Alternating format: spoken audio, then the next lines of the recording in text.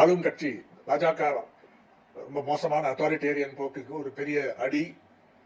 இந்த கவர்னர் சுயமானம் இருந்தால் உடனே ராஜினாமா செய்து நாளையிலே ஃபிளைட்டை பிடிச்சிட்டு டெல்லிக்கு போகணும், இல்லைன்னா அவரை வாபஸ் வாங்கணும். ஏன்னா இங்க இந்த கவர்னருக்கு ஒரு ஒரு விதமான ஃபுட்டிங் கிடையாது. இப்போ இங்க தமிழ்நாட்டில் இனிமே எல்லாம் சிரிக்கக்கூடிய அளவில் அவர் பண்ணிருக்காரு.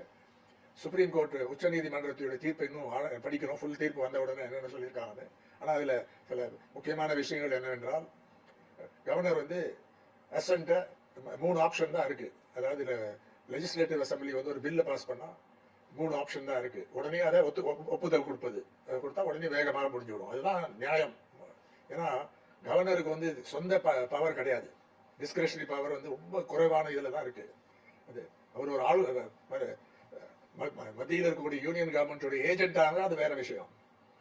ஆனா அந்த இப்போ ஒப்புதல் கொடுப்பது ஒன்று, டு வித்ஹோல்ட் அசென்ட் ஒப்புதல் கொடுக்காம அதை பத்தி யோசித்து திருப்பியும் லெஜிஸ்லேட்டிவ்க்கு அனுப்ப முடியும். அவருடைய ரெக்கமெண்டேஷனோட அவங்க அந்த அந்த மசோதாவை திருப்பியும் அதை பாஸ் பண்ணிட்டாங்கன்னா இப்போ கவர்னருக்கு வேற வேலையே இல்லை. அது ஒப்புதல் கொடுக்க வேண்டியதுதான். அது தெளிவாக சொல்லியிருக்காங்க. மூன்றாவது reserving the bill for the consideration of the president. அது ரொம்ப குறைந்த கேஸ்ல தான் அது பண்ண முடியும். குறிப்பாக உச்ச ஹைகோர்ட்ஸ் அண்ட் சுப்ரீம் கோர்ட்டுடைய பவரை பத்தி அந்த மசோதா இருந்தா அப்பதான் அங்க டெல்லிக்கு அனுப்ப முடியும் அந்த இது. அதனால இந்த 10 மசோதாக்களை கோர்ட்டே டிக்ளேர் பண்ணிட்டாங்க. ஸ்பெஷல் பவர் ஆர்டிகல் 142ல கருதி பில்ஸ் ஹேவ் பீன் பாஸ், இந்த மசோதா சட்டமாகி விட்டது என்று அந்த தீர்ப்பு சொல்லியிருக்கு. கவர்னருடைய ஆளுநர்களுடைய பவரை ரொம்ப குறைச்சிட்டாங்க இப்போ. ராதர் கான்ஸ்டிடியூஷன் படி தான் நடக்க வேண்டும் என்று அந்த சேனல்ல அமைச்சிருக்காங்க.